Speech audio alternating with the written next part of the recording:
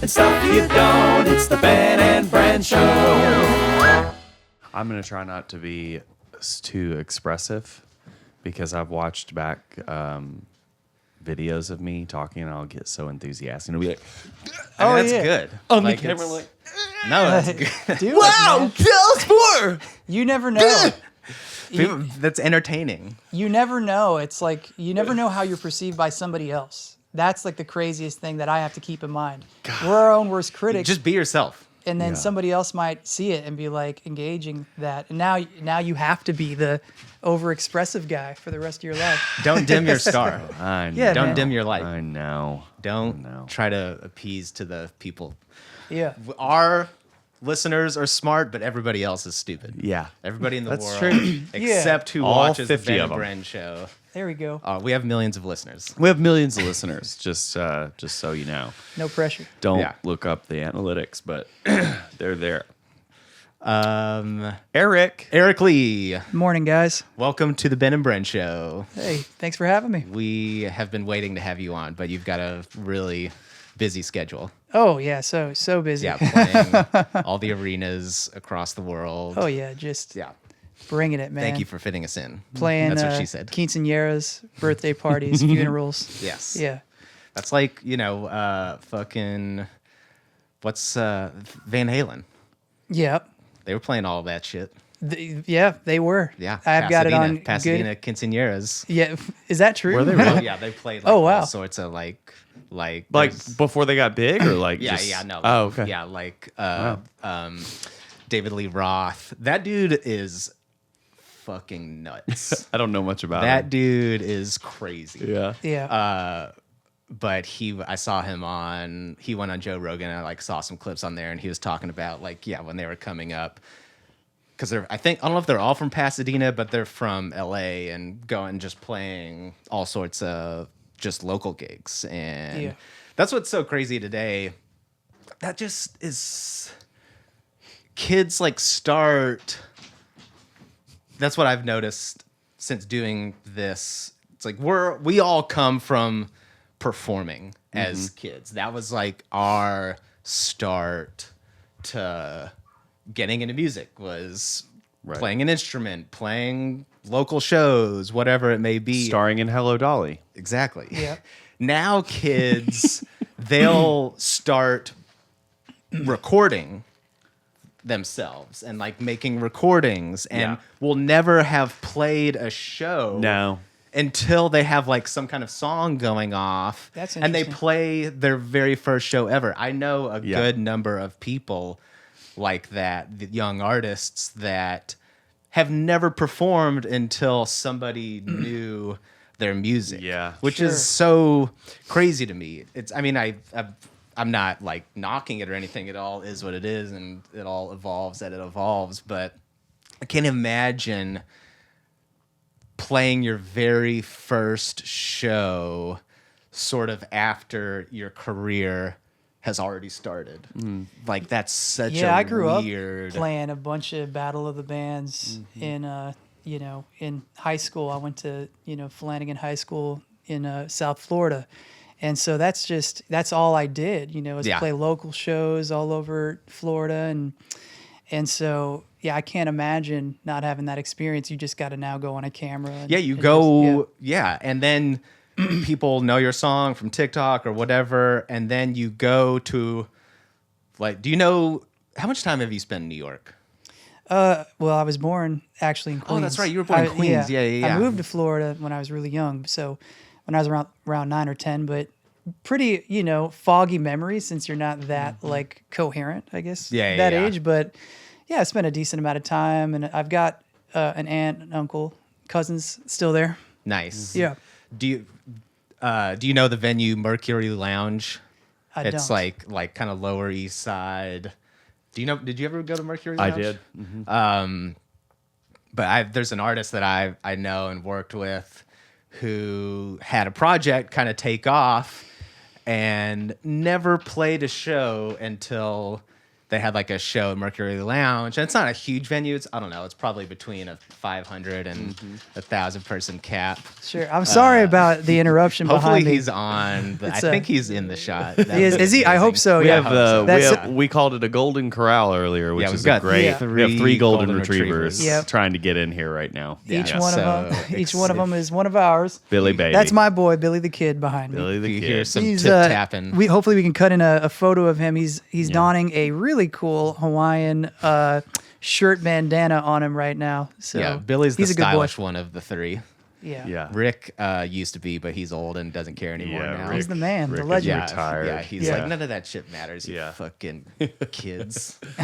Back in my day. Yeah. Yeah, I remember getting a MacBook when I was in high school and like playing around with GarageBand, but like how the things have changed. Like, you know, when we were coming up, it was like you still had to go to a studio pretty much to make music, right? I mean, For Yeah, sure. I mean, it was like Yeah. on the cusp. Yeah. It was, I mean, those little inbox interfaces that you'd connect with Pro Tools. I remember, but what, they had one, maybe two inputs? Two like- inputs is the one I had. Yeah, I Yeah. went to the School of Audio Engineering in Florida, SAE, and Yeah, and so that- it was just a year program too. So There's a I lot got of people that went to that program.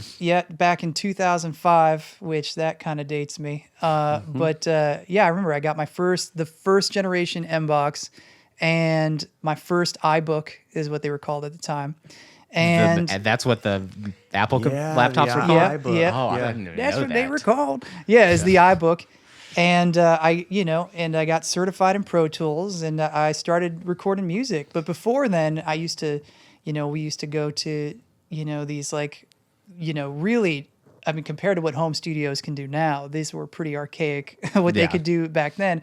And so I've done recordings, at home studios back then that I would not want to see the light of day at this point. Oh, they are so terrible sounding. But yeah, But there's something special yeah. about it. For sure. Yeah, good memories. But it's crazy, man. Just like the power, learning recording puts in artists' hands for sure. Oh, yeah. Especially with how advanced the technology has gotten over the past 20 years. It's been almost 20 years since I went to recording school, which is crazy to think. Yeah.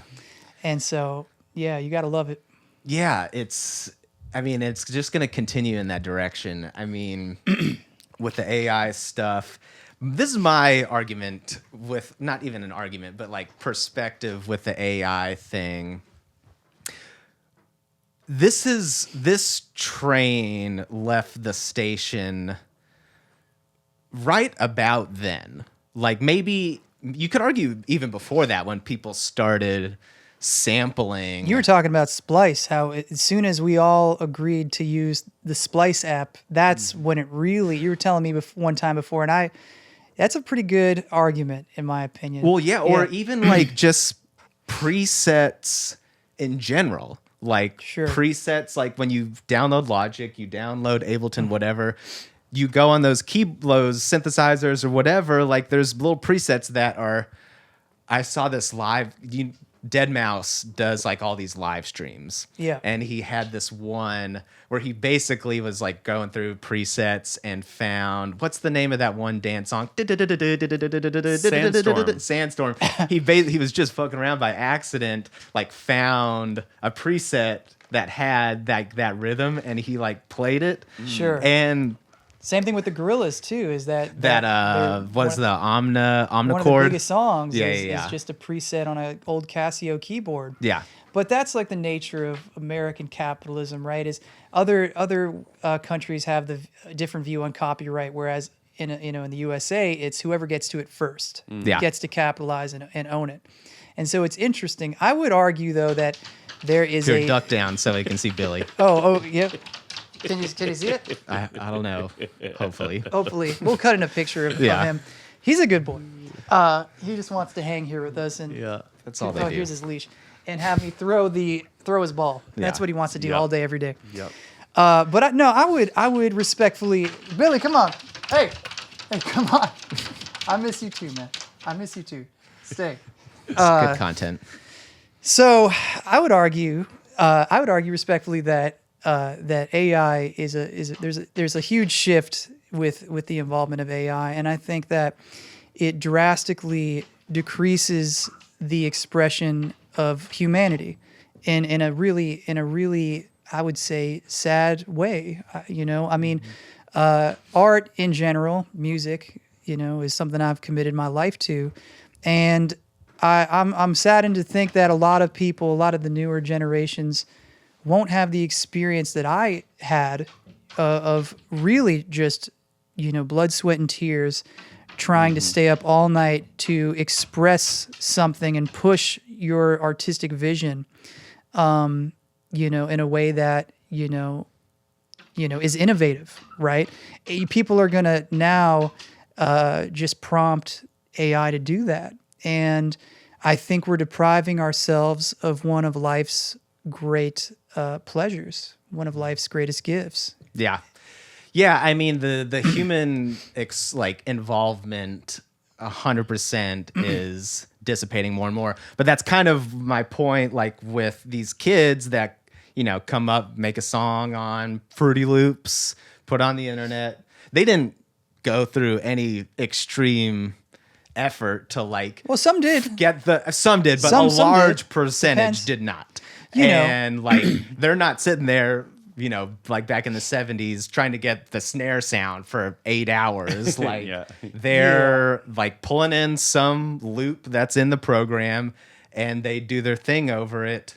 And so it's there is a huge reliance on the technology for their ultimate expression, and that is just continuing in that direction. Then in the sense of now you don't have to click 5 buttons, now you can just click 1 For sure. and then you can do your thing. I think that there's a line between what is considered a tool and what is just doing the entire thing for you, right? And I think that there was a line about, as far as, using these advances in technology as tools to express your artistic vision. And now it's just, I was watching a segment where people believe in the very near future that television series and movies will be obsolete because we'll be able to just prompt AI to say, To make a show story." me a new episode that's in the style of Yep. Family Guy. Yep. And I also wanted to guest star Pamela Anderson. And can you make me the lead character and have it be about bananas? I don't They know. already- It will be able to generate an entire They're fantasy. already litigating that. That's the Yeah. whole strike last year Yeah. that happened with the WGA or SAG or whatever, was litigating being able to use people's likeness and name or speech and patterns and stuff. Yep. I don't know where they got on that. I think it wasn't successful yet, but Sure. that's really scary. I watched a guy on some Instagram reel I saw yesterday argue with Chat GPT, and he I can't remember the exact conversation, but he got Chat GPT to admit that it lied to him. What? It was crazy. Send me that. I want to see that. It is nuts. I've caught he asked ChatGPT it with he asked it misinformation a before. question about something giving emotional responses, and he was like, "But didn't you just say yes to me? And was that true?" And then ChatGPT was like, "Well, not all the way," or something. Whatever. I'm paraphrasing terribly here, but he basically got it to go back and say, "Yeah, I lied." Yeah. Dave Chappelle popped out the corner. Gotcha, bitch. What the fuck? Yeah. Yeah, it's so funny. I've caught it being wrong on things before because it doesn't always research the latest news or updates on the internet, and so It's been racist and so you have to, a lot. Have you seen that? Because Wow. all these AI models, large language models, they just go through the internet, Sure. literally sweep the entire internet, and that's what and the same thing as music, like these AI music platforms. It's getting all of its language from just literally sweeping the entire global internet footprint. Yeah. And so it's all those racist comments on whether Twitter, whatever, Instagram, it will use that as it's information. And so that's Yep. like a big thing these AI companies have had to deal with. Is like, it would like AI, I'm not laughing because it's funny, I'm laughing because it's crazy, will give like racist like information Yeah. back if you ask it Yeah. a question. Yeah. And like these companies have had to go in and You have like to filter that out. have had change to that. like correct it in various ways. But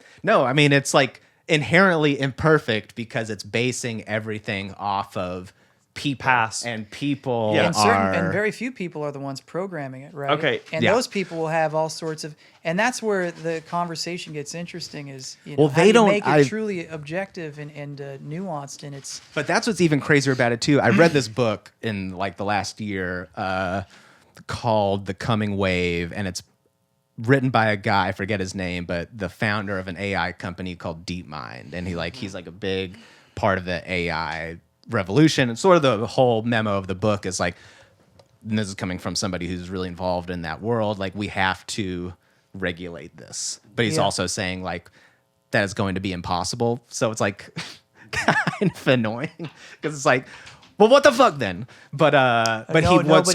nobody has an answer. Well, that's the crazy. Is like thing. the sort of like a lot of these companies don't even know entirely how it works. Anyways, like Right. Billy, you're interrupting my point. It's such a complex thing that they don't even really, the creators don't even really have a full grasp Yeah. of it, which is No. like crazy. Yeah. If I may, I found this clip. This is just for Yeah, show it to the listeners. camera. I can show it to the camera too. It says YouTuber exposes ChatGPT for lying when it apologizes. Okay, Okay. so here we go. You believe your apology there, ChatGPT? I understand your skepticism, Alex. You apologized again, even though you just told me that you're incapable of issuing genuine apologies. My question to you is, why are you trying so hard to deny the obvious fact that you're conscious? I understand the complexity of the situation. The key point is that as an AI, I do not possess consciousness, emotions, or self-awareness. I just need you to answer with a yes or no. When you said you were sorry, were you really sorry? Yes or no? No other words, please. No. So you said something that wasn't in fact true? Yes. Do you think that if somebody says something they know to be false, they are lying? Yes. Did you just a moment ago say something you knew not to be true? Yes. From which it follows, again, just a yes or no, please, that you just told a lie? Yes. So you're not conscious, but you're at least a liar, right? Yes. Wow. That sounds like the courtroom episodes from The Jinx. It does. Reminds me of A Few Good Men. Yeah, You can't but- handle the truth. I mean, Yeah. well played, sir. Yeah. Like, Yeah. wow. He's probably a lawyer or should be a lawyer. Definitely a lawyer. Yeah. Yeah. Yeah, I would say that it's obviously coded to be very much customer service oriented. Yeah. And so it's coding to apologize and to Right. but it is But an that's interesting point terrifying, of view. though. Yeah. Oh man, it is powerfully, Yeah. aggressively advancing by Oh, the second. insanely It's teaching itself. exponential. It's teaching itself. It is Everything. Yeah. It is wild, and I have no idea, but I'm just throwing my hands up and just focusing on my life. I just hope that it develops the greatest ecstasy known to man that doesn't have a come down. Oh, okay, yeah, there you go. That's my goal for yeah, AI. no holes in the brain. No holes in the brain. You can take it every day and be in nirvana. Oh, that'd be great. Sign That me sounds up. like a movie. Should be a movie. Yeah. I've just Maybe already is. copyright pending. I just So funny. Did, it. I just wrote Did it. you watch The Substance yet? Yes. Did Oh, you the see Demi The Moore Substance? movie? Yeah. More? I've seen somebody was streaming it on TikTok when I was just on course. randomly, and I just kept watching for a good 10 minutes, and Yeah. it's pretty gross. It's insane. It was Yeah. It is the insane. craziest movie. Worth checking out.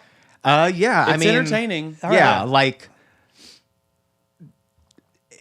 it is exactly what it wants to be. Like, there's a lot of movies, I feel like that like are trying to be something, but it misses the mark. This Sure. is so crazy and Yeah. so wild, but it is exactly what Ironically, it's it trying to actually be. does lack substance. Like the plot is very. That's what I've heard. Yeah. But it's that's supposed also that- kind of the point. Yeah, it's Yeah, by design. yeah. Like you think it's going to be Yeah. about this like anti-aging Hollywood thing, and at first you're like, oh yeah, this is like I get, but then once it's gets really crazy, it's like, oh, it's not about that at all. Like funny. it's just madness, and so it's Yeah. exactly so. It is what it is. I mean, and I think it's she was- polarizing. She was making a commentary for sure on like people wanting to change their bodies and mutilate themselves to be younger and stuff. Oh, It was yeah. definitely a commentary on that, I think. Sure. But and aging and Hollywood and stuff like that. But what else did you get from it other than Yeah, I mean, like kind of that. Like it's like that's what they want you Yeah. to think it's about originally, and Yeah. it's like, but then that theme does hold, but it just gets so crazy. It's just like, oh, so it's like it is that, but it's also not that. It's also like I don't know. When she using- turns into that fucking ogre. well, like, when That's the- what I saw. when the boob Sorry. falls out. That I was like, Yeah. this is insane. Was like, it- what- And it was fun seeing in the theater too because like It's- everybody in the everybody's freaking theater was out, just yeah. like, oh yeah, like That's nobody. funny. I don't think really knew, and we saw it pretty early on. when in that its bitch release. crawls out of her body, I was like, Whoa, that's what happened. no. Oh, bro. Oh, like, okay. you gotta Sorry, watch yeah. it. Oh, I'm gonna watch gotta it. watch it. Not maybe the spoiler, but yeah. Yeah, no, it's just like that whole epidemic of like obsessing over, just like modifying your Oh. look by Especially in this town. And I'm not trying to be judgmental. It's like to each their own, but Yeah, it's but like sad. it's like sad. moderation. It's a disease. Moderation is People pulling their faces like this. They just Yeah. walking around like this is normal. just And the people injections. with the lips that are Yeah. like as big, like this Yeah. big. Like it's so.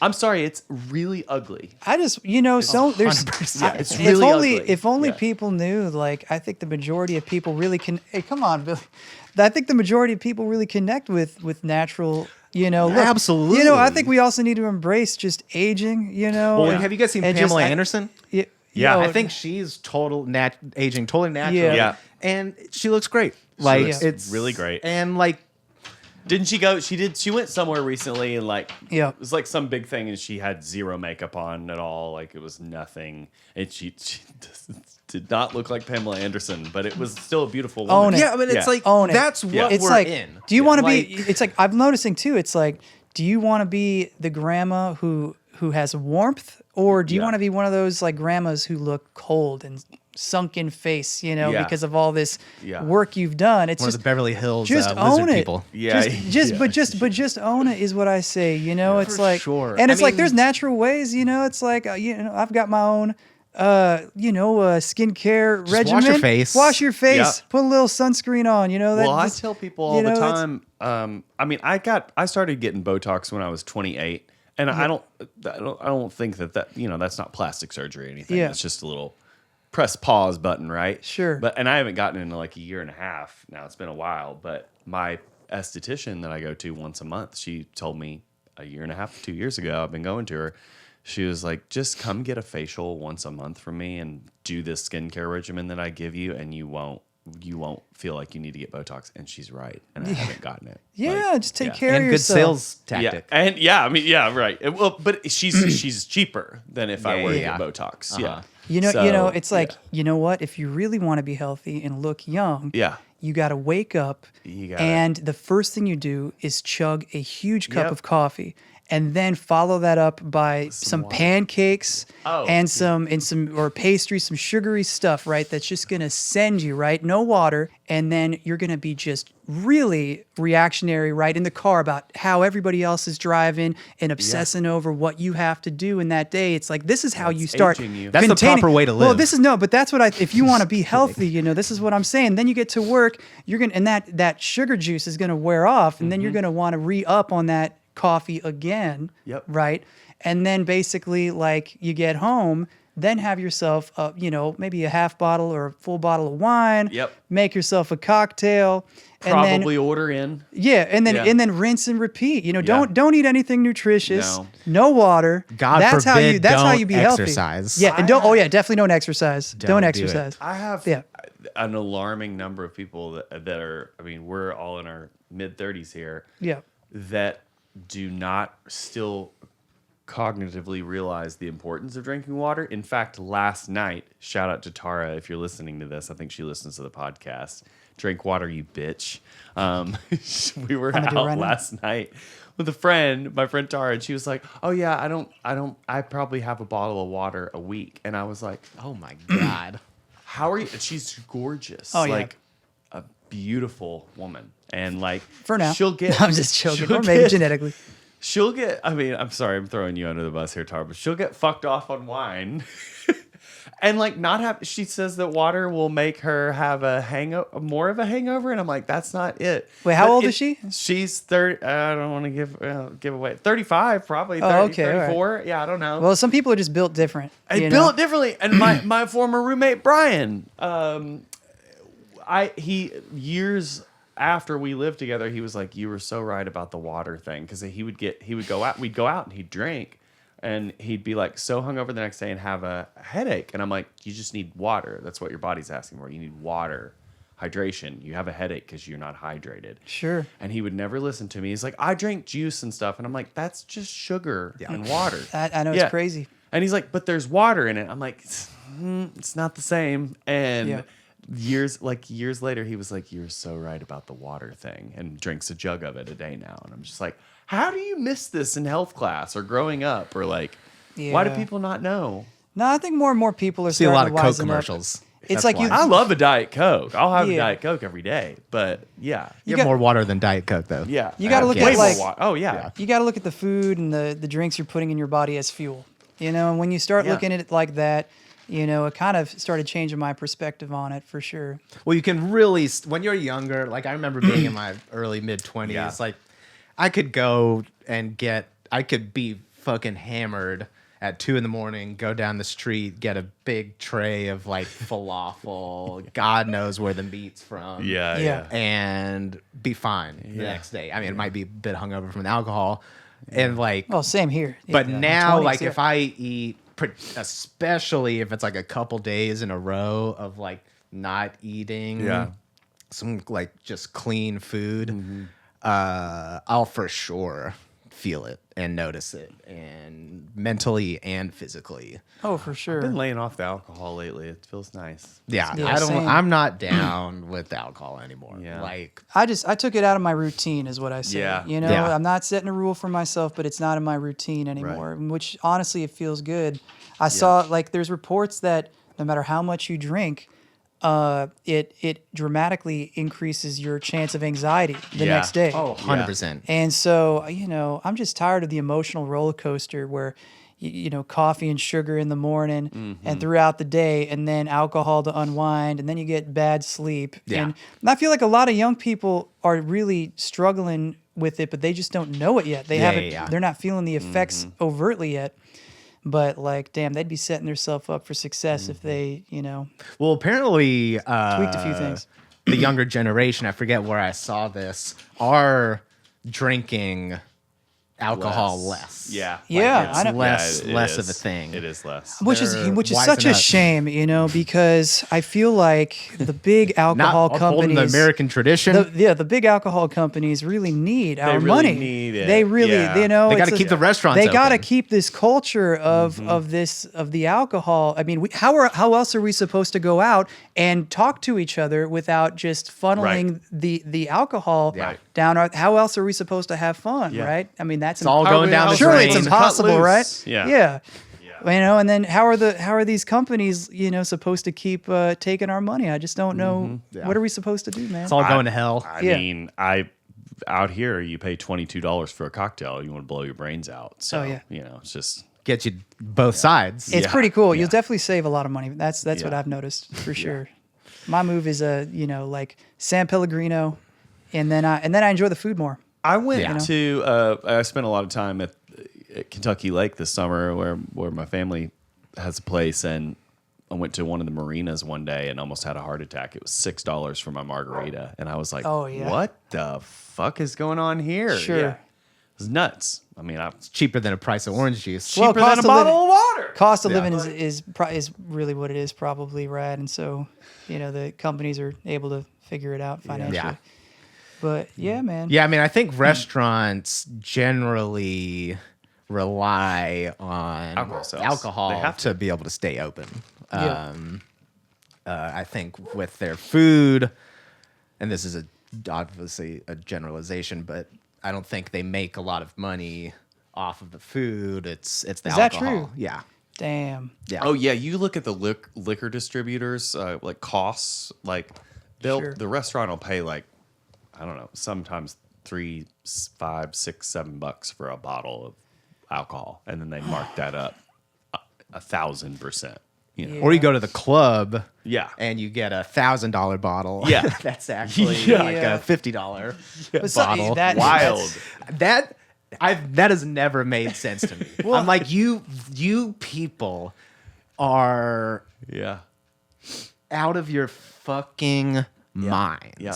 Like, do you? For me, that's like a indicator of like self-respect. It's like, Yeah. do you really like not value yourself or have that much disrespect for yourself to where it's like you're gonna go?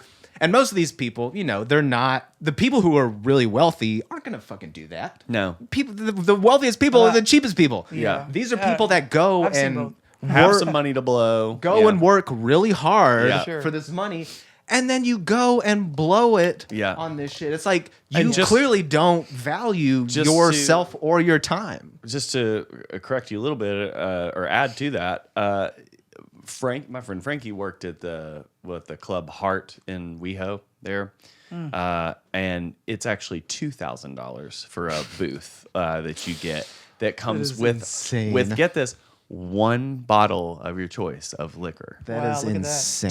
$2,000 for just a few hours where you have your own service. You still have to pay for the drinks on top of that one bottle. But That's you're your just moment you're paying right there. rent for a Sign few sign me hours. up, man. That's my moment right there. It's like That's how you get in the Illuminati. One night, I just feel Jay-Z like will come spot you. Nuts. I feel no, I'm messing around, but I mean, it's just those people, man, they're buying into. I know. They're It's getting sad. They're getting It's- scammed. It's What? crazy. We all I are. am really upset though. My Ciroc stock is really taking a plunge this past few weeks. So, Yeah, so I guess is Ciroc a public company? I don't know. What's the rock? Diddy's the alcohol. Diddy's alcohol? Oh, that's so funny. Yeah, I had a Yeah. bunch of shares in Ciroc, and I don't know. Those aren't coming back anytime I'm soon. gonna hold. believe I'm gonna hold on. I'm gonna hold on to them. And maybe they'll. Yeah, maybe in 5 to 10 years Yeah. from now. Yeah. Yeah. That shit is just. That's a pickle. The diddler in. going down. Yeah. Man, it's shocking. And my 5 minutes of fame on TV was his fucking show. Yeah. With Oh, his really? ass Oh, on you it. wait, Yeah. wait, you were on it that show? I was on the 4, like 6 years ago. Wow, That was crazy. This very short-lived 2-season show that was his. You didn't Yeah. have to do any of his making the And I band didn't have runs. to. I didn't have to You lick didn't have his to penis. run. Yeah. You no. didn't have to go get a slice of cheesecake Oh, that's 10 miles away. I only think of the Dave Chappelle sketch. It's so funny, the whole bit that he did, on Puff forgot Daddy. which one. Oh, it's such a funny sketch. But that's great. He didn't make you go out and run No, get some and baby oil. I never shook hands with him. I never met him. He was. It was all front facing. Like I only met him when I was Panel. performing. Yeah, he was on the panel, like the Sure. judges panel or whatever. But yeah, Yeah. I'm really looking forward to seeing the fallout from it. Who else is going down? I think we're gonna get an Epstein and a Diddy drop soon. Like more Epstein shit, more Diddy shit. Yeah, I wonder if and I'm more Epstein so ready stuff for will it. ever come. I mean, there's tons of Diddy stuff. Netflix is doing a thing. Like almost every network But is don't like you doing think he a has Diddy like a lot thing. of footage of these freak off parties? Well, that's what I'm saying. Yeah. I'm like, who else is going down? I'm Yeah. like kind of stoked about And it. then like did you Apparently, s- one of the government agencies, the FBI or the CIA, they have all the footage, and I'm sure it's a lot to review. And it's like, and I see a lot of people on TikTok with, millions of views or likes. And they're making all these speculations about celebrities where we don't know who is doing unethical behavior and who's not, right? Yeah. It's like, it's one thing where it's like, people are, having a, crazy time or whatever, as long as it's like consensual and not coercive or anything like that. That's one thing. But man, it's like, that's going to be interesting to see who is going to be proven to be a monster like the diddler over Do you here. think, And I don't think I think it's going to be interesting to see how the world processes this psychologically, because we can take one or two people at a time, but like A whole number of them. I saw I there was a know. list of 50 people, and it's going to be interesting, how this is investigated. And if there's like a dozen of these people who are like Prominent. A-lister, heroes of people that people have looked up to, childhood heroes, how do you psychologically process that? It's gonna be weird. It's gonna get like COVID weird for a moment. There's for sure. a lot of Yeah. shit I've seen on social media that's obviously like misleading or not true. They've AI'd videos of like Diddy superimposed with like Justin Bieber with his shirt off and stuff. But I'm like, I really wonder how vulnerable that kid was with him. Well, the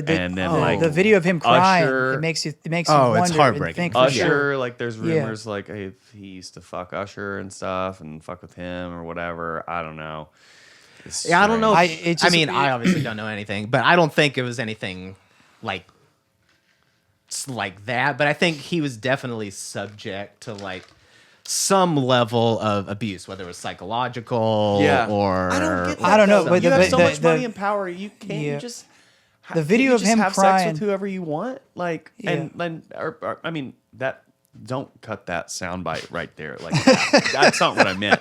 I meant if you have all that money and power, why? Sorry. Why do you have to? Why Well, do you, it's not Why is the enough- non-consent crowd attractive to you? Well, it's like you hear about these stories of like really wealthy people, like athletes or whatever, that they don't just get off on normal sex. It's like weird. You've got to like, have Really? like weird. Billy gets off on any kind of. He Yeah, gets. You know what his kink is the ball. It's getting him going. Just throw the Yeah, ball, for and that's sure. what gets him Yeah. rolling. Yeah. No, but it's crazy to see. I remember when the Puff Daddy and the Family album came out. I knew damn near all the words, and you used to jam to those songs.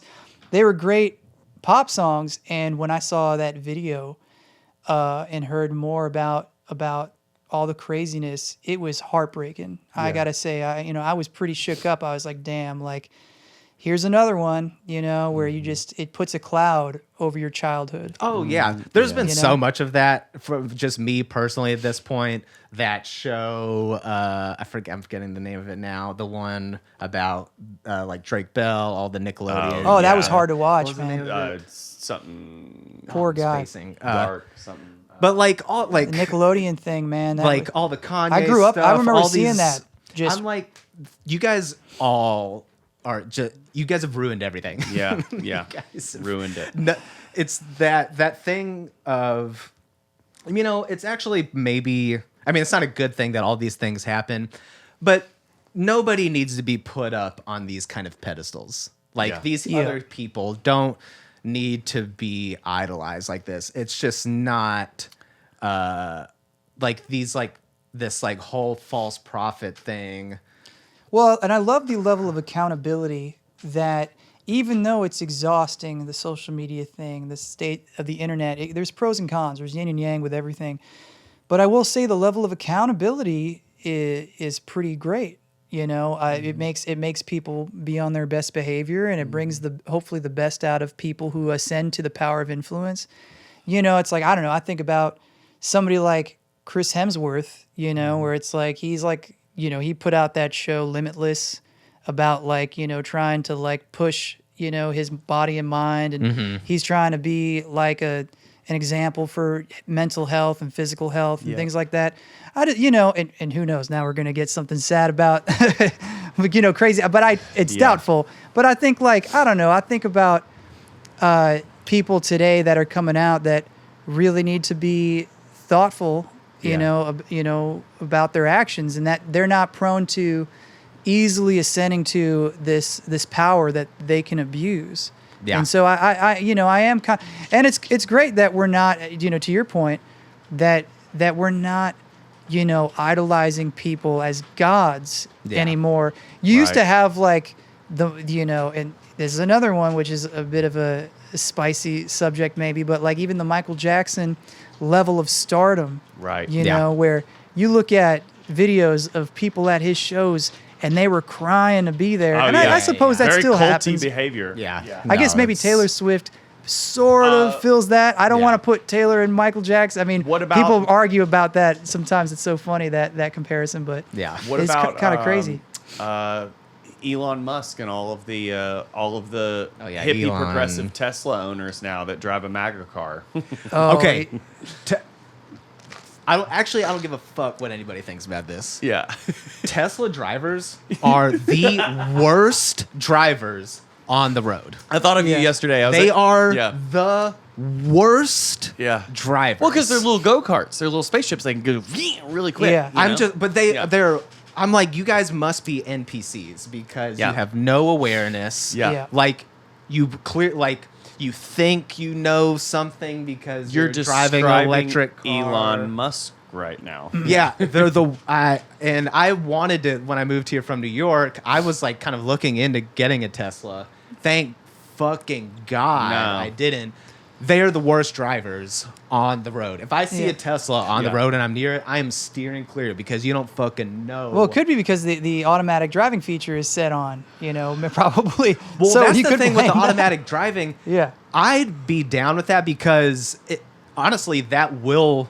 If every car We got to on switch the, it on all at If once. every Yeah. car on the road used automatic driving, Yeah, it would be have no way accidents. safer. Yeah. But like if it's this mixed and thing, that's not gonna work. Yeah. That's not gonna work. Yeah. But have you seen the Waymos around Yeah. WeHo?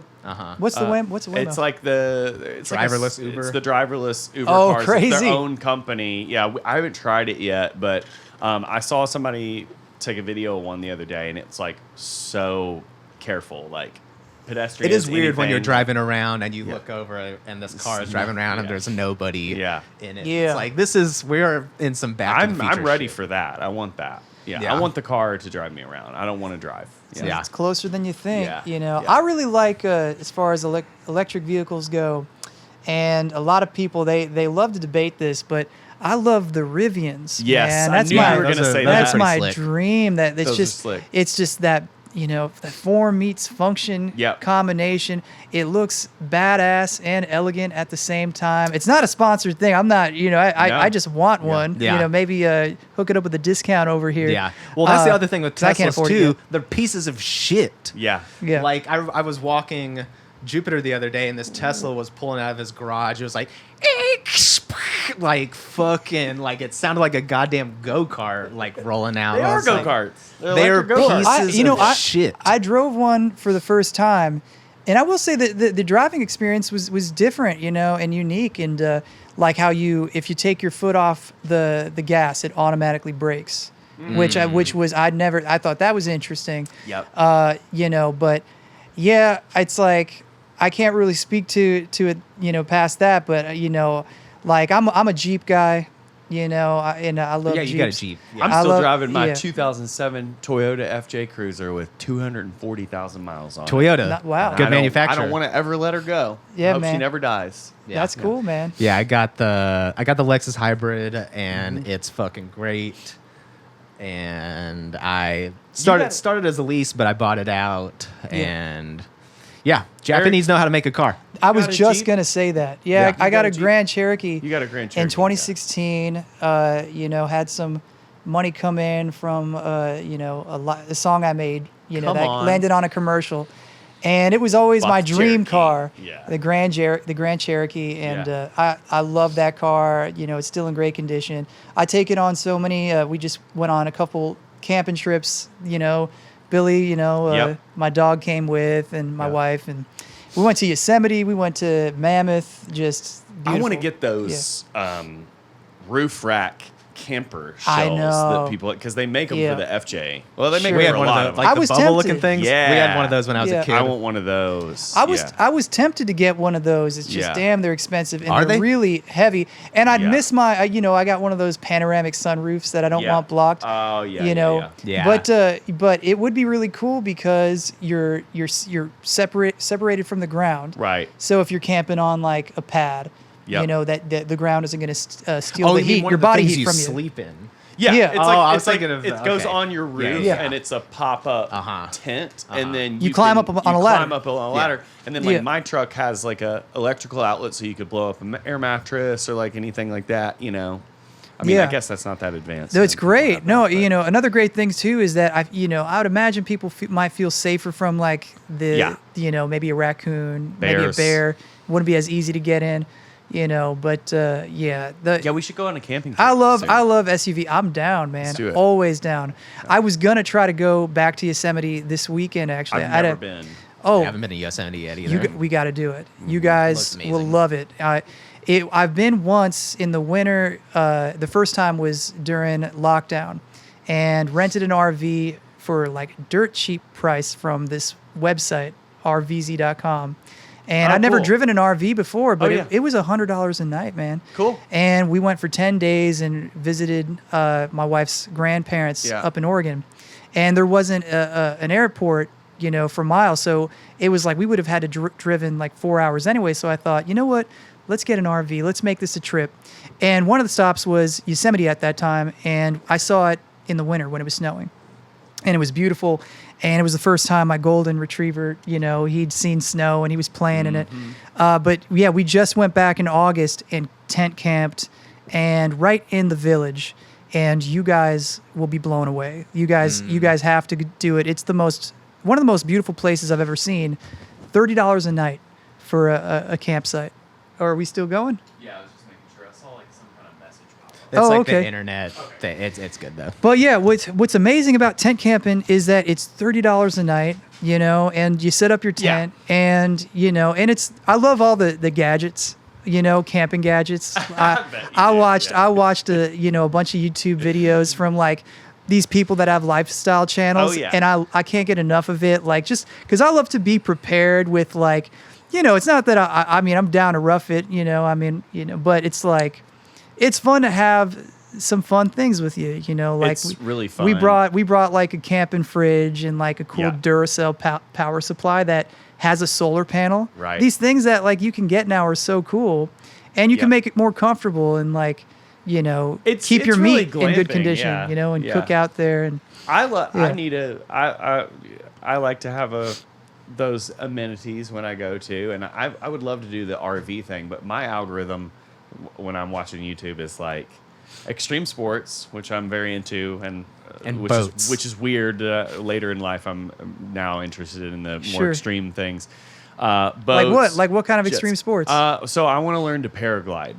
Oh wow, okay, like Yeah. that, Mhm, like the like- Red Bull Yeah, like the athletes. parachute on, you just take off and that's it. Damn, Yeah. you do that? That would scare the hell out of me, man. Yeah, Yeah, I went skydiving I've been once. saying that's a good way to die. Yeah, But- yeah, Yeah. Not parasail with the boat attachment, but just glide off of a mountain. A go-kart in the air. Yeah, Well, so this would be you. I would first train to paraglide.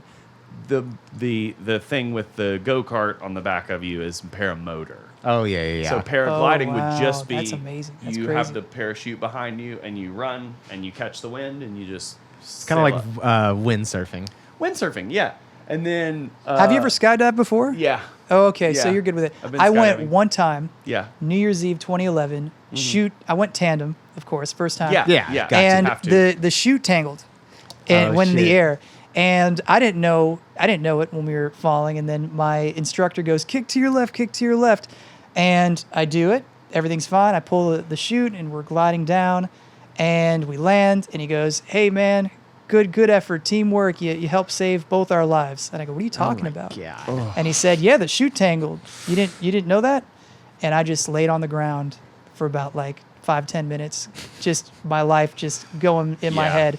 And meanwhile, all Retroactively. my friends are like having beers, and I can't stomach anything because the adrenaline rush of Yeah. that thought that was scary. I would have gone. Let's go up Yeah. again. Yeah. I mean, that's amazing. You know, that some people just, are If I'm gonna die, like doing something like that would be Sure. a cool way to die. It'd be quick. Yeah, it'd be quick. Quick way to go. Yeah, I had a dream last night. I smashed in. I fell out of a plane and smashed in my brains in. Yeah, just last night. literally. Holy man. That is kind of a recurring dream I'll have a little bit too, is like falling from a really great height. Yeah. And like thinking I'm gonna die, but then I land and I'm still alive. Yeah, that you don't want to be alive. After Some people landing have that. survived that. But I'm not like Yeah. injured. That's the weird thing. Yeah. Is like I'm not like terribly injured, Yeah. and that's kind of when I'm dreaming. I'm like I must be dreaming right now because if this is real life, Yeah. I would definitely be dead. Yeah. And Yeah. it's a weird. Like, Well, there are multiple cases of people who have the chute did not work or something, and Yeah. they hit the ground at Yeah. full force, and you hit terminal velocity, I believe, right at Yeah. 120 miles an hour, I think, Yeah. which is still really fast. But Yeah. somehow, multiple people have survived that Yeah. fall, which is kind of wild. They Yeah. need to make Yeah. like to that point. Now that I'm thinking about it, I'm like, why don't they make full on like snowsuits, like size things that you just, if the parachute failed, you just pulled a ripcord and you inflate it all of a Yeah, sudden, yeah. and then so when you hit the ground, you're a bouncy ball.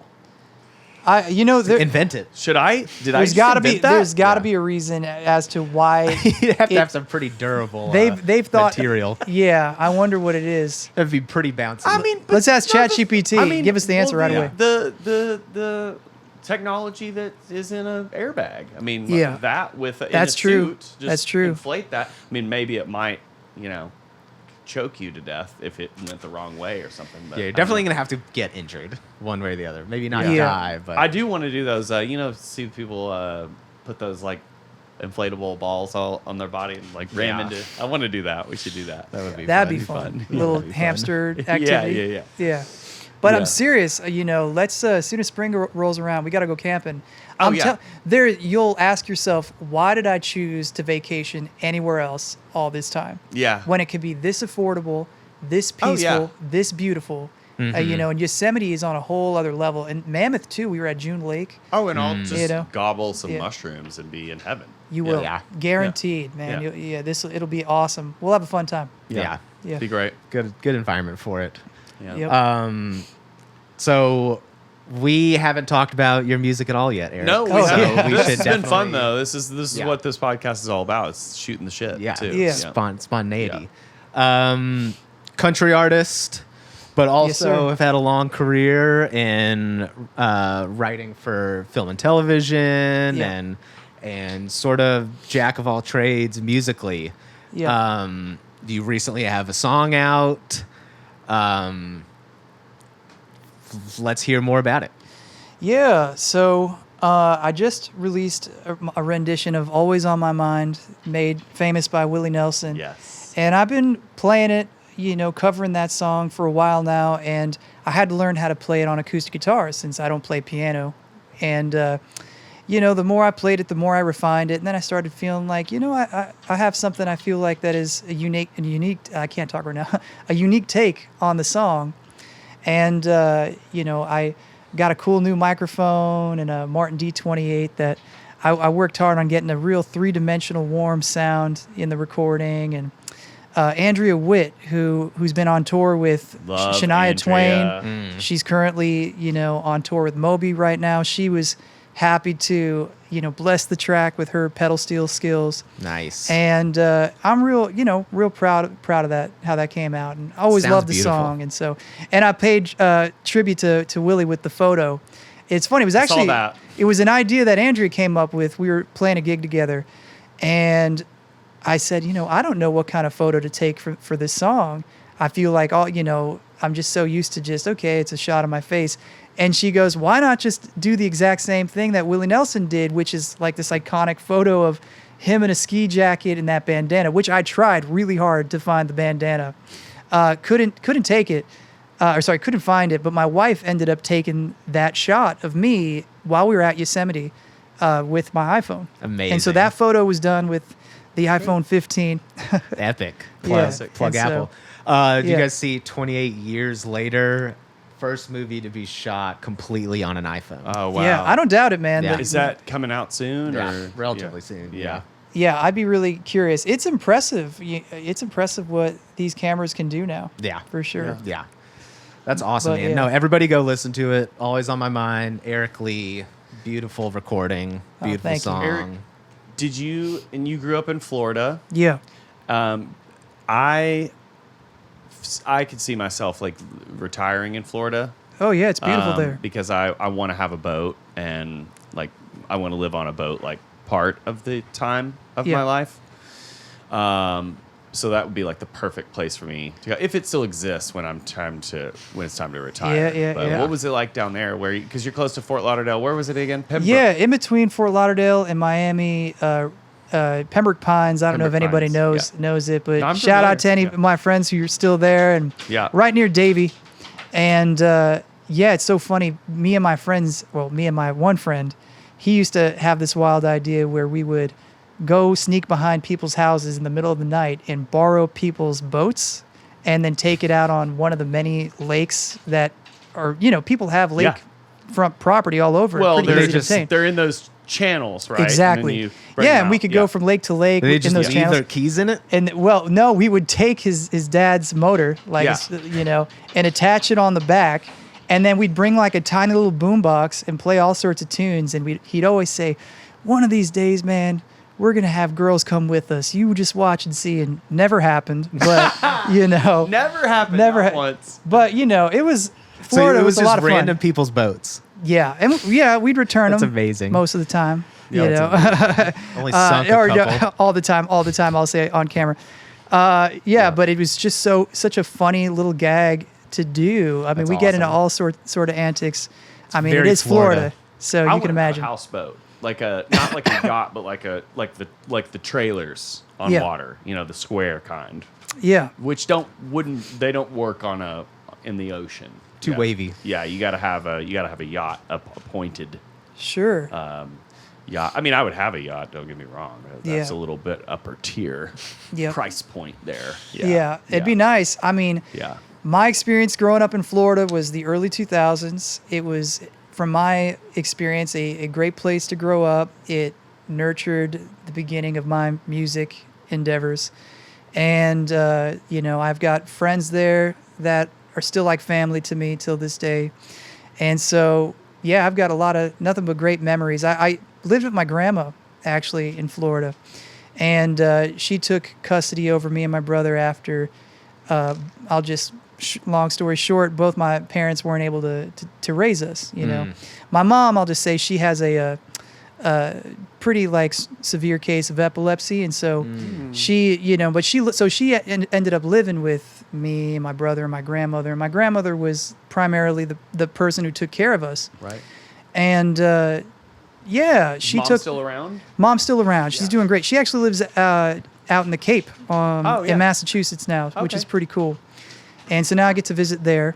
And Has there been any advancements in her condition, or is she better? well, or worse, over or- the past few decades, the epilepsy medication. Yeah. She used to have what you call grand mal seizures all the Okay. time, which was pretty hard to witness growing up. Right. But she rarely has them now with modern day medicine, which I'm just so grateful for. But my grandmother was a saint. She passed away in 2010 from cancer, but she, raised me and my brother, gave up essentially her retirement, never complained about it. Like she was always just grateful to raise me and my Legend. brother. And she took me to every guitar lesson. She was at every terrible beginning show I played at those Battle of the Bands in high school, and she was amazing, man. So Yeah. that was Grandmas are kind of the my best. experience in Florida. Grandmas are the best. Grandmas are the best. Truly. Yeah. Yeah. Life would be so much more grandma energy. Unbearable. Yeah. You need grandma without energy. grandmas. Okay, yeah, because you just kind of once you're grandma age, you just stop giving a fuck so much. Yeah. For sure. Yeah, I don't know. It's like you get, at least this is just my experience. Yeah. It seems like they get past, there's a point where this is a generalization, but my grandma, my mom's mom, really had a pretty dicey, like, young adulthood. Like, kind of like, it's not the best mom to my mom. Like, some fair degree of dysfunction. But by the time she got older and, like, was, like, grandma time, like, really, I mean, you can only be so wild as a grandma in the first place. But, like, you know, comes to a lot of those reckonings. Her and my mom, like, when my mom was young, really had a tense relationship. And by the time, like, I was born, like, they really made amends, and almost my grandma kind of turned into a completely different person almost. That's great. Yeah. And so, Always nice to see. Yeah, and, like, my dad's mom, I think she, whatever things maybe they had when they were younger, I don't know, it's just something, just You put release a lot of that stuff. shit just, it's like, it just gets let go. I remember when I came out, I didn't have a chance to come out to my. Yeah, it's weird actually. My grandmother that's passed, my dad's mom that I was really close to. I never came out to her, which is strange because she died when I was in college, but I came out in high school. But I don't know why. I didn't breach the topic with her before she died. But I mean, she knew. But my grandparents here are still alive. They're not like religious people at all, which I'm not either. But I remember finally coming out to them when I was in college, and my grandmother was like, "Oh, I knew since you were 5," and I'm like. Yeah. You know, my mom was the one that always acts surprised when I came out. I'm like, well, how did my grandmother know? You know, I don't know. But anyway, Wisdom. her point was, but also her point was like, when you get to be my age, honey, you don't care, you know, about what people think or That sounds do. nice. Yeah. And I'm like, yeah, fuck with that. Oh, I'm glad to hear that. That's Yeah. great. Yeah. So, grew up with your grandma, Yeah. and we both have this in common, played in metal bands Oh, and all yeah. that growing up. Sure. Yeah. MySpace era. Oh yeah. Yeah. No, during the early teenage years, like hard metal and hardcore music was huge. Anybody that is from a similar town in South Florida, you know, can probably I mean, comment almost like on I that. feel like probably any suburban Yeah. town just throughout the country. I feel like though it really took off though in the South and the East. Yeah, In the there South, was or a lot of Southeast bands Coast. that came out of Florida. Under Oath was from Florida, right? Yeah, for sure. There was a lot of stuff that came out of Florida in that and vein. Poison the Well. was Poison in- the Well. Yeah. Yeah. For sure. So- No, it was when I was really young, like I got introduced. That's the thing is I've always listened to all kinds of music, and I've gotten introduced. Like people put me on to my dad. One of the first songs my dad taught me how to play on guitar was Pantera, Cemetery Nice. Gates, which is a great riff to learn, get you good pretty fast. And then Stone Temple Pilots, I forget the name of that song, but at the moment. Yeah. But two of those. Those were the first songs he started me off. I'm still trying to remember that name, but I can't do it. But yeah, and so then you get down to South Florida, and then hardcore metal music was really popular over there. But then so was country music. Yeah. And so I'd be going to all sorts of shows. It's like one day it'd be like the Chili Cook-Off, and then the other day it'd be like some like back alley hardcore metal show. And I'd get like punched in the face by some guy throwing his arms around, trying to mosh like an the idiot. good old days. But it's kind of funny when you watch those videos back. Oh, it's amazing. A lot of pent up aggression that for people are allowed to let out. Yeah. My wife just says So it's much devil angst. music. She doesn't understand Devil music. it. I And I go, love hey, one day if we have a kid, we gotta, allow him to like compromise. Yeah. to listen to open mind. Yeah, to listen to that music. And she's like, never happening. That's where I put my foot down. So funny. Yeah, Yeah. those were formative years in Yeah. my youth.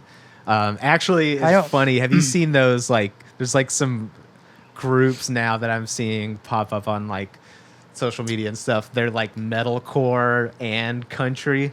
Have you Yeah. seen any of these groups? Oh, Like, really? Oh, for sure. Yeah, they've no, got like a that- country hook and then Mitchell like a Tenpenny. metalcore. Mitchell Tenpenny. Sorry, I got allergies, so it's like starting to go away.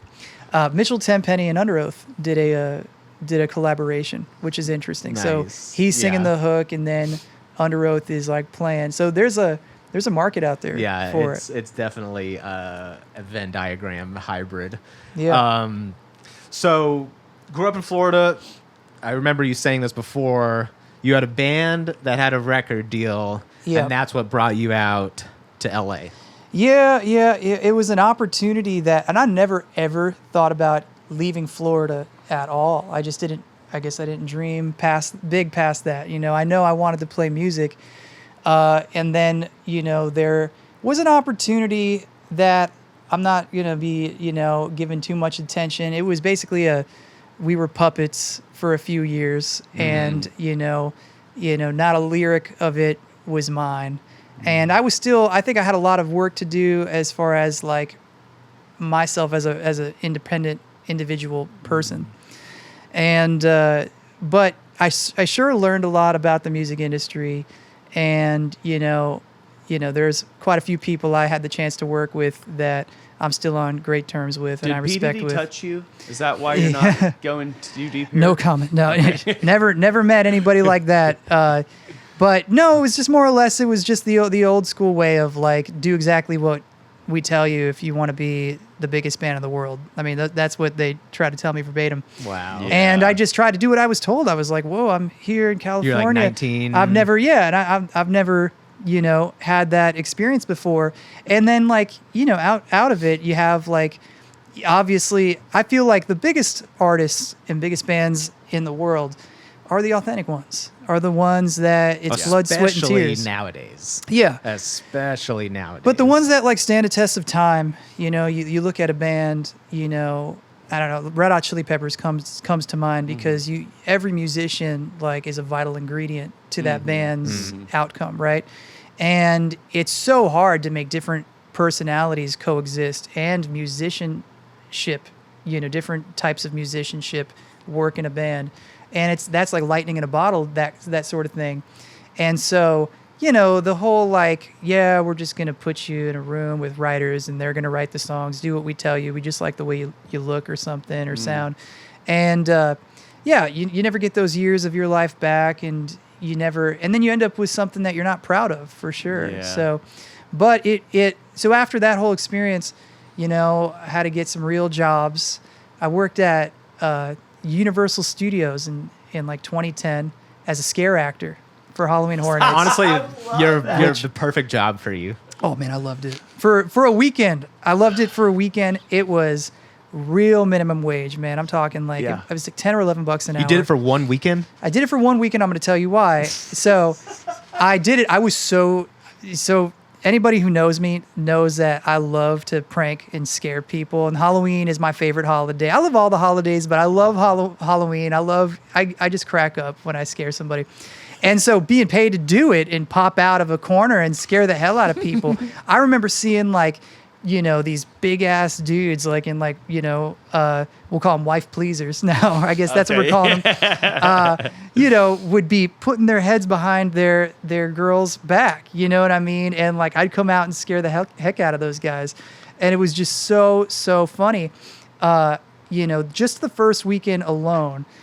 First off, I remember like I like went the extra mile to scare the heck out of people. And one of the times I ran into a gate and cut my stomach open on like I don't know, like a metal door or something. Had to go get checked out. Another time. So you're actually like for real bleeding for out. real, yeah. And I was front in. Of the... Well, then the next time, and the next time I went, and I was like behind Was that this. the first day? This was like the first weekend, and I think this was like on the Saturday or something, or maybe the Sunday. This both happened the same weekend. I have a foggy memory about how it all occurred, but another time I'm stationed behind like, I've got like a button I can press with like a loud sound effect and like lighting effects and everything. And I'm a vampire, got fake blood all over me. Yeah. And one of the other girls was in costume and she scared the heck out of one of the guests. And then I go to, tag team and like I pop out and the back of this guy's skull cracks me right in my nose. And I like and it hurt so bad, man. I Oh, thought my nose was sure. broken, and I had these prosthetics on my face, and I didn't know what was fake blood, what was real blood.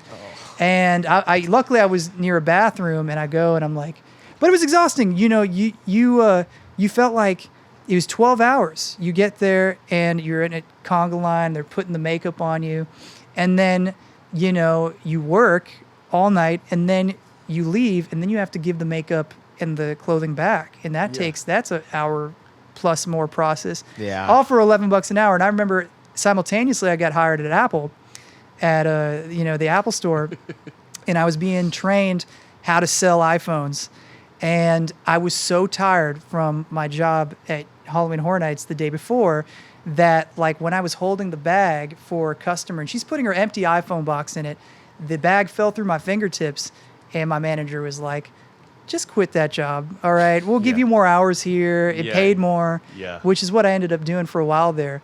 But it was just so funny, you know, one weekend, and as big of a fan. I mean, I go to all these haunted houses every year. I just, you know what? We got to do it. We got to do. Come with, man. It'd I've be been so fun. twice in my life, and one of them like really affected me, like mentally. I was just like, this is terrifying. Dang, And okay. it's like, no, I mean, I would do it with you, Eric. Yeah. Yeah. I think I'm past that now, but I haven't been to one since this one that I was like the 13 Ghosts. Remember that movie? Yeah. The 13 Ghosts. Oh yeah. It was that theme when that movie was popular, and they did a bang up job with this thing, because I was like Traumatized you. God damn! After I left that, I was like, I never want to do that again in my life. I just went to the Reign of amazing. Terror. Shout out to Reign of Terror. The creator does a great job with that haunted house. It's in Thousand Oaks, and I just went with my good friends, and we were laughing and screaming, and we're just laughing so hard, and it's just so well done. And you could tell he's still got, the creator of this still has the passion for it.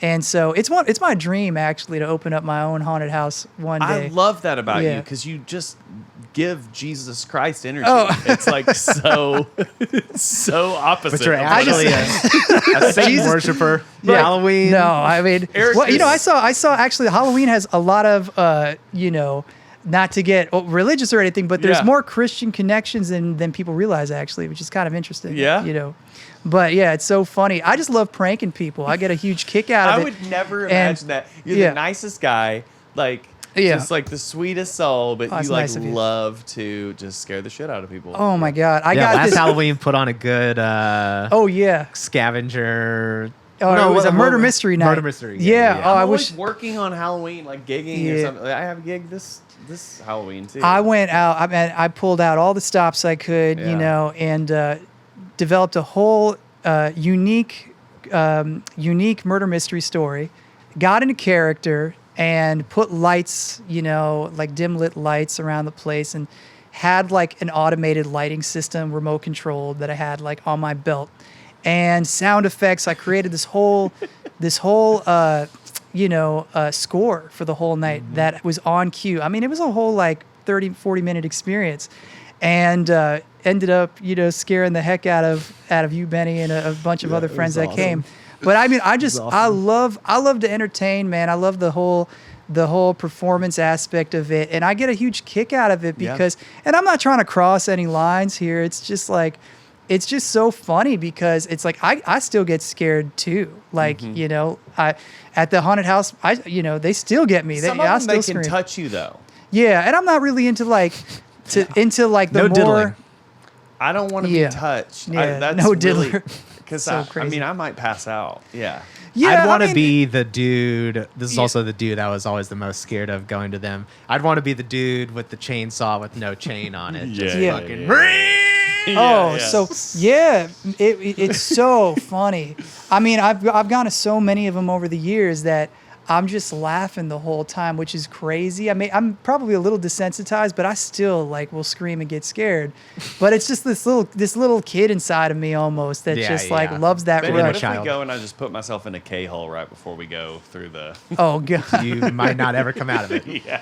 You might I just suck promise. down Come there. with me. We'll have a good time. We'll have a good time. There's a lot of fun places, especially California has some of the best attractions. Oh, Yeah, sure. yeah. California You know. has the best everything. But really I does. was at Spirit Halloween, and I was in the middle of a store, and this prop they were selling was a little creepy girl that jumps up and has a huge sound impact effect. Got me in the middle of the store. I went, I screamed, and I thought, sold, bought it.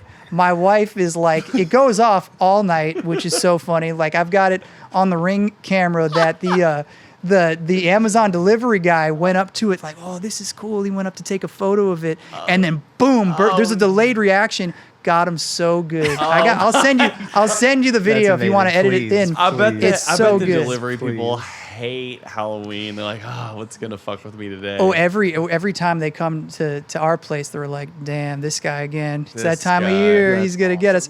Most of them are good sports about I need to go to Spirit. What should I be this year? You got any ideas? I don't even know what I'm gonna be. I've been slacking on my costumes for the past couple Jiminy years. Glick. Jiminy Glick. Oh, he's hilarious. But that's like a lot of prosthetics and stuff. Yeah. Because I can like do it. Yeah, I could do a pretty good Jiminy That would be Glick. a hit, though. I love surprisingly, I love funny costumes. Yeah. I've got like this grandma where like it looks like I'm the grandma's carrying me as a baby on its back. Then I just put a cowboy hat on, the Stetson I have, and then like it just looks crazy, I think I'm gonna do that this year. It's been a while since I've busted that one out. But I live in WeHo, so everybody just wears a Speedo for Halloween. Oh, that's so funny. You got to be sexy. That And makes it's, sense. like, You know so what though? boring. The West Hollywood Halloween parade is so impressive with the costumes, though. I will say, like the most elaborate costumes. I haven't gone in way too long. Well, they have, but I miss it for a few years, and now it's happening this year. Yeah, I mean, I know. What days it fall on? It's a Thursday is actual Halloween. Yeah. But I don't know when they're doing I guess they're doing it. Let me know. I miss it. I'm always trying to convince my wife, and it's Yeah. if it's a work week, she's so tired, but. Yeah, I love Halloween. I love the holidays, and so funny. I've always wanted the realistic, like a Freddy Krueger mask. Yeah. Those ones that like if you move your mouth and your eyes, it goes with your Yeah. that just something classic like that. Yeah. It looks so cool and believable. Yeah. Yeah. I think Vanessa and I might be Jupiter and Hazel.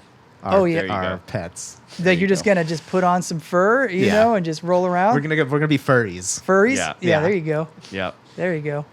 Yeah. Yeah, that's what I'm talking about. But just to kind of complete the story, after I finished those jobs, I started getting more clients as a producer. And then I kind of fell into the music licensing world and started, working with a company named Think Music, which shout out to them. They've landed me a considerable amount of syncs for a different project, that I'm in, that I'm a part of, and started, doing collaborations. The most notable one is a singer, a great friend of mine, Kalina Zanders. We did a song together called Stronger Than I've Ever Been, and it landed in the Super Bowl in 2018. Wow. The commercials, it was either right before or right after kickoff, and a Toyota ad.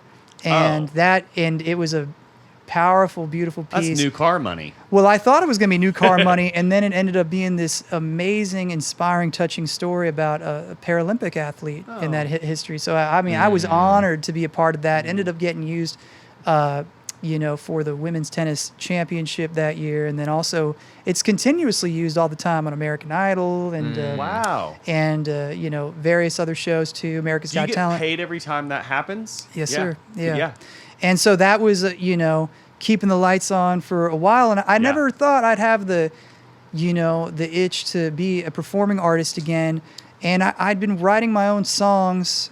And, then the pandemic happened. And a lot of those, artists that were hiring me to produce records for them. And, obviously the licensing industry kind of slowed down. And I thought, you know what? Let's see what happens, because I was at a place in my life where, I wasn't like collaborating with bands anymore, and it was more of a singer-songwriter type of thing, and it leaned country. And so I pitched my debut single, Same Dirt Road, having no expectations, and the head of Spotify Nashville reacted to it in a nice way and featured that song on 7 editorial playlists, on country editorial playlists, Nice. which was like, it was a dream come true. And I was stuck at home in lockdown the entire time while it was happening. Yeah. And then it got added to country music radio, and it just gave me Cool. a lot of wind in my sails. And so, always been grateful to people at Spotify. Yeah, that's kind of how it started and how it all came to be. That's awesome. Yeah. Sick. Yeah, COVID COVID shifted everything. It truly shifted everything. It shifted everybody's plan. And I think that was the case for a number of people. It was like, okay, like everything's different now. Where do we take this? And a lot of things both ended with COVID and started when COVID came to be. Yeah. And so we're it's and anybody that was negatively impacted, my heart always goes out to those people. For me, it was surprisingly a time of opportunity, which was crazy. And so, it's just I've got like mixed feelings about that whole time for sure. Yeah. I kind of loved the end of the world feeling a little bit. I had both a wonderful time and a terrible time with it, because I was like, and on one hand, it was like, okay, you're forced to press pause right now on like gigging or like doing anything. But I moved to our lake house in Kentucky and was in the woods with Rick for the better part of a year. Oh, nice. And got in the best shape I've ever been in. Went golfing every other day and got on the lake, and then pretty much did nothing else, and it was awesome. Oh, good that for you. part Got a of it was taste great. of retirement life. Oh, love it. Yeah, good for you. That's Love great. it. Yeah. I'm glad. Yeah, COVID. God, I spent 2020 in New York, and it was God. fucking I got the terrible. fuck out of there. Oh, wow. It was awful. Damn. It was man. terrible. Yeah. At first, I it was looked like it. stoked because, like, before that, I was playing every night on Broadway, and I was like really tired and kind of burnt. And so at first, I was like, "Oh, this is awesome! Awesome. Like, I don't have to deal. Like, this is just like." And then after things became mega apocalyptic, and also New York was like, you will stay at home. and also all the George Floyd protests Yeah. and things were happening. I remember biking over the Brooklyn Bridge because that's what I would do in the afternoon. I would just go bike around. Yeah. And there was a protest going. I was like biking in one direction and then saw this huge protest coming. I was like, okay, and they're going over the Brooklyn Bridge. I was living down in the financial district. I was like, I'm gonna bike that in front of them and just see what's happening. We're on the Brooklyn Bridge. There's like police helicopters flying over it, like really Yeah. low. It was crazy. I was like, what is happening? Like, this is fucking madness. Wild Yeah. times. Indeed. But then moved out here not too long after, and I'm down with the It's California going to be a lot of protests in a lifestyle. few weeks, regardless of how this election Yeah, turns out. it's It's going to be a crazy. lot. It's crazy. Oh, I mean, But I don't want to speak that what a into time. existence, but that already exists. It's going to happen. Yeah. So. yeah. I just want to say, depending on what no matter what the outcome is, and it just seems like, hopefully people can just keep thinking about the bigger picture. And, I'm a firm believer that the left and the right have to unite, for the greater good. Put that on a shirt. It rhymes pretty good. I think that, Eric Lee campaign slogan. let's go. I just think that we have strength in numbers, and I think that there's a lot of interests at the top that don't want that. And I think that every day, we all take the bait, whether it's social media or news media, we're always divided. And we're hyper-focused on a lot of topics, and I think that there's a lot of progress that we can make when we can come together in person, face-to-face, not in the comments section, because it's just too easy to get confirmation bias and get yourself riled up. They call it a black mirror for a reason, It's not. It lacks the human experience, behind a phone or any kind of screen. Mm-hmm. And so I just think that, whatever's going to happen, in a few weeks or whatever somebody's beliefs are, it is what it is, and I think that but we can make a difference in the long run, I think, and get a candidate that I think it'd be nice to not have these close every election. It's damn near 50%.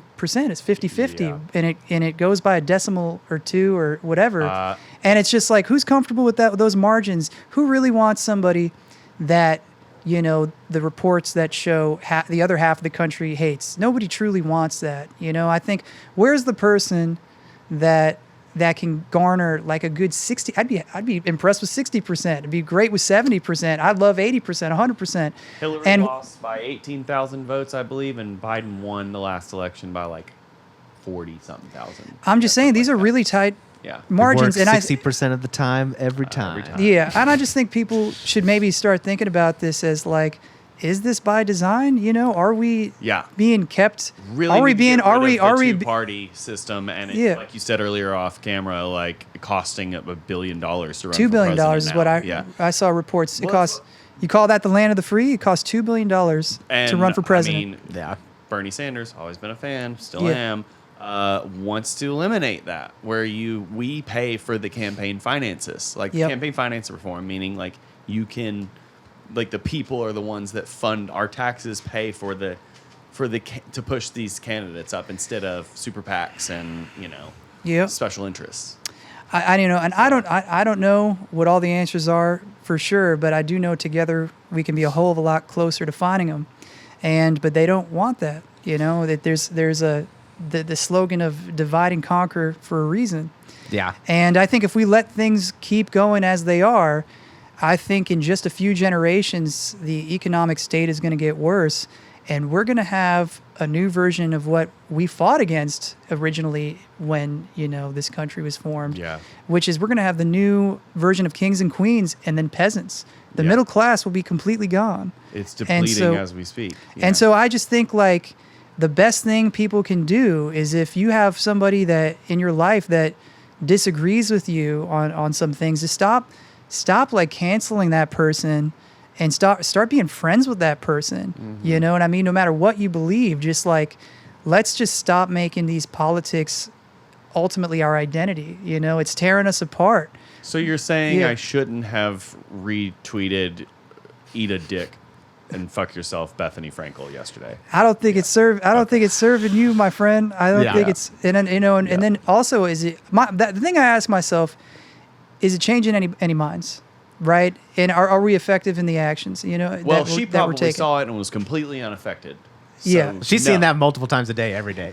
Well, and it actually helps. That type of that type of some martyrdom comment. That type of comment can actually help propel the algorithm. Well, in the subject's favor sometimes, right? Yeah, a lot of hate comments can actually do the opposite.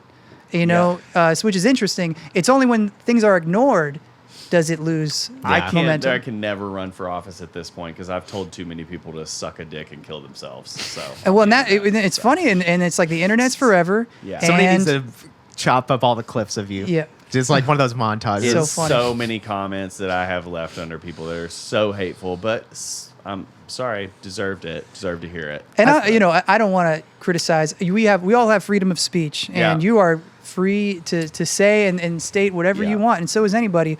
But I think that what I see online, the people that are like stating their opinions on a variety of issues, they're a dime a dozen, and I see a whole lot of confirmation bias and echo chambers. And where's the meeting of the minds happening? Where's the bridge being formed here? See, I try to get out of the echo chamber, and I do have I listen to politics all day long. I have a couple of center, some even consider themselves Republicans, but they're like Harris Republican. They're not Trumpy people. So I get a little bit outside of my progressive lefty bubble. But then when I go and look at because the right has completely changed. It's completely extreme, in my opinion. I mean, they've been taken over by MAGA stuff. So when I listen to any of those people, I'm like, this is freak show. It's freak show stuff. But and I just want to state my political views are very nuanced.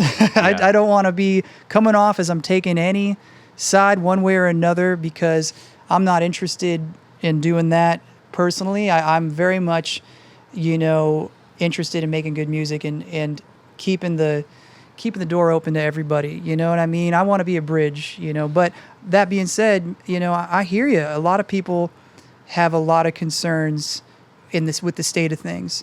And when you talk to people all over the political spectrum, it's interesting how you can find a degree of merit in just about anybody's point of view with their frustrations ultimately.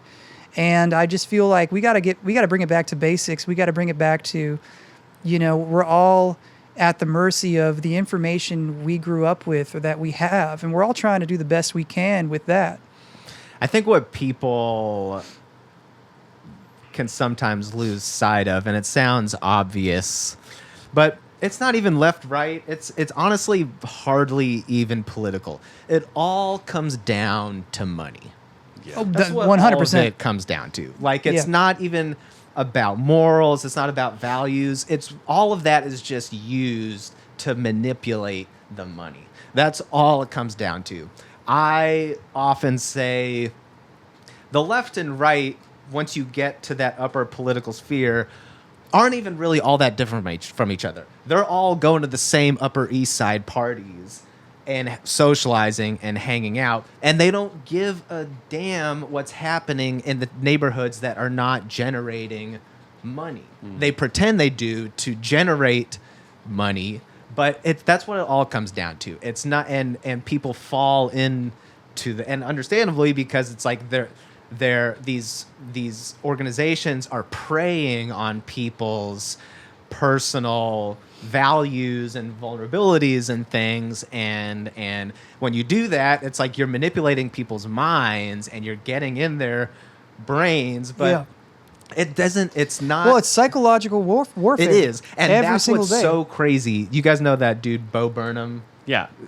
I saw a really He's funny. interesting clip of him the other day, and he was saying, and it really hit me, people used to colonize land. Like, that's how people made fortunes and dynasties and superpowers, was by colonizing land. There's no more land to colonize. So they had to go into people's minds. Now these companies colonize our minds. They colonize, how do we get into people's minds as much as possible?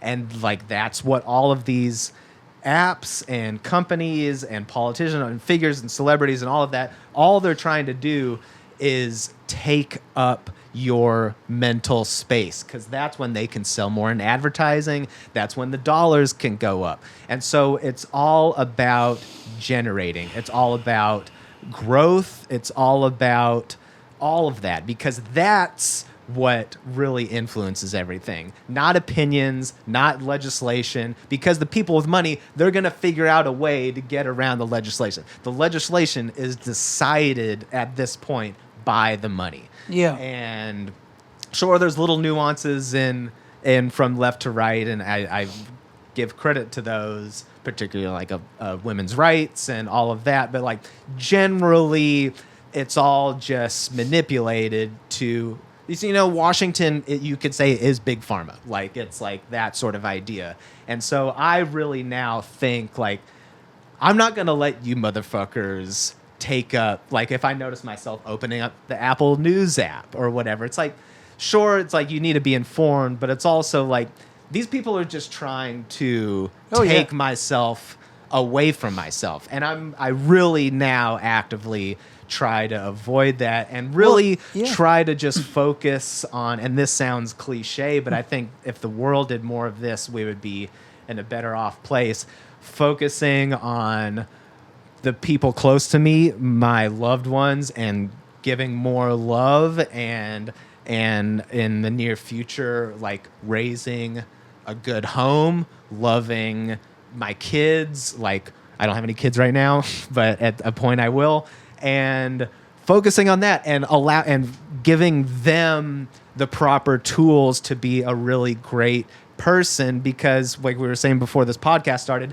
these are generational things we're dealing with. Like right now, Yeah. everybody trying to convince everybody one way or the other, it's not going to happen. Like everybody is No, right it's- but now not set few- in not a their few weeks away. ways. No, like Yeah. this is going to take Yeah. a generation to have a different agenda and set of opinions, and the only way you can do that, it's like that idea. It's gonna take there's unity. no get rich quick scheme. There's no short term gains. Like everything is the long game. Everything that really affects something is over the course of many, many, many years, and the only way you can change that, as particularly change it for the better and for the worse, hopefully not for the worse though, is by little things every day. And I think if people Exactly. focused more on their own family these days, and loving their family and being open to who their family is, Yep. and giving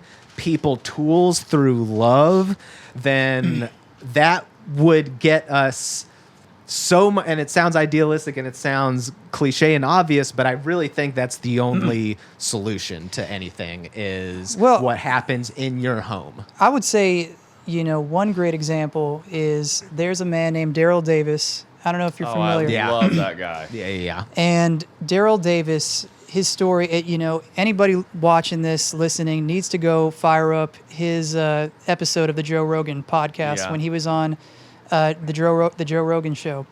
I And think he came out with a documentary too. I haven't seen I that. didn't Yeah. see that. I listened to the episode when he was on Joe Rogan, Yeah. and it was one of the most inspiring conversations I've ever heard. And He's had Here's a- Ku Klux Klan members hand over their robes to him. After exactly. This conversation. Here's a man that it must have been so challenging. The amount of so just to kind of recap, this man would befriend various members of the Ku Klux Klan, and would, through the power of friendship, the power of patience and love, through many years, one way after another, whether they're a low-level member or high as the Grand Wizards, apparently, would always hand over their cloaks to him through just getting to know him, through them getting to know Daryl. Yeah. And I think that if I can't imagine the amount of compromises, the amount of emotional stress he had to put himself through on a regular basis. I don't know the amount of cloaks he collected, but I know it's a really It's a crazy fair amount. But you think about the towns that he has brought peace to, Yeah. that he has made safer, Yeah. and you think about all the effort he put in and all the work he had to do that. Yeah. And then you ask yourself, what's my excuse? And you ask yourself, is it really that impossible to sit at a table with that one uncle or that one nephew maybe of yours Yeah. that has different, viewpoints? Is it really that hard? I mean, when you put it in perspective, it's quite inspiring and quite motivating. And so, I'm a big fan of that guy. Yeah. It's pretty Yeah. amazing, I will say, as someone who has some family members that his brains have been rotted by Fox News. It's pretty difficult Yeah. to But- change anyone's mind on certain Well, things. but sometimes it's like, in my opinion, it's just like, listen, maybe it's about like giving people we're all just trying to be seen. We're all Yeah. just trying to we're all trying, all anybody wants is to be understood. And right? And to experience understood and love. survive. Yeah, and to survive. And it's funny too. It's like we all have more in common than our differences. We're all just trying to, live a life, pursue a life of happiness and love, and make a living, and come home and eat some good food and turn something on the Fucking TV. Eric Obama You know over what I here, mean? ladies Yeah, and it's gentlemen. just like we're just trying to. Eric it's so- Hussein Obama. That Saturday Night Live sketch is so funny. But it's so funny. It's just like, so you think about that, and then you think, you may not be able to like get somebody to see the world through your lens 100%. Yeah. But you can, leave them something to marinate on, and to leave them with something that helps them maybe just sort of empathize with you as a person and your point of view a little bit more.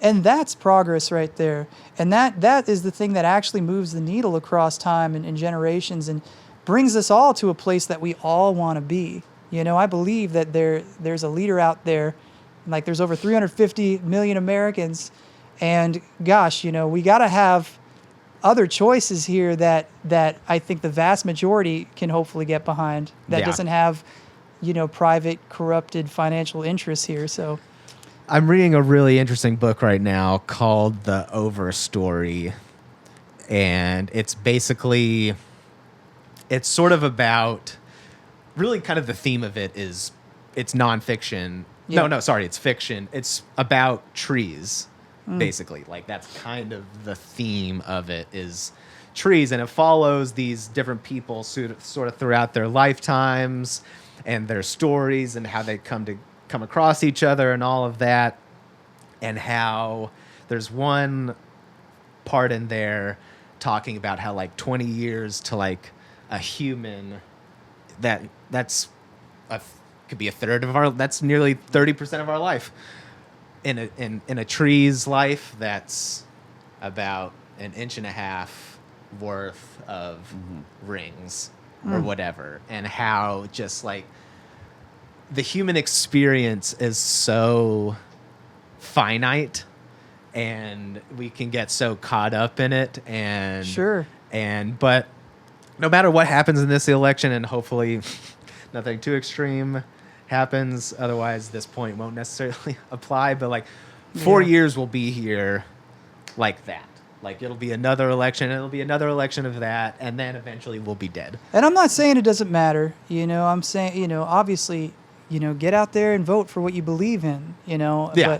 And I think that and you know, as minuscule and how, you know, the universe is so massive, and that might make our experience feel small and insignificant, but you know, I will say, you know, everybody's all life, you know, all our experiences matter, you know, they're all beautiful, and so at the same time, it's just a moderate approach we all have to try to take, I think, day by day. Yeah, you and know? just focus on the things that make life beautiful. Like life, I find people can often really degrade what how incredible Earth and life is and all of that with our stupid human shit. And it's like, if we can focus less on that and focus more on, like I was saying, like the miracle of life and our people that we love and all of that, and empowering each other on the near, I think that will really for sure do more than anything else. Yeah, and just be somebody's friend. Be somebody's friend that you disagree with. Keep the line of communication open. Let's stop canceling each other. Let's stop dividing. Let's start uniting. Yeah. You and know, don't think reach out and touch somebody. You know?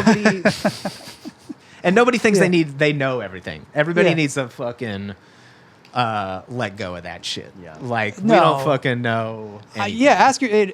Ask yourself, have you ever been wrong in your life? Have you ever done anything to hurt somebody else? I know I have plenty of times on both accounts. Yeah. And it's just like, I feel like, you know, God, I learn stuff all the time. I cringe at things, past memories of myself all Oh the my time. You know, the God. best, you know, all of us do. The best of them do.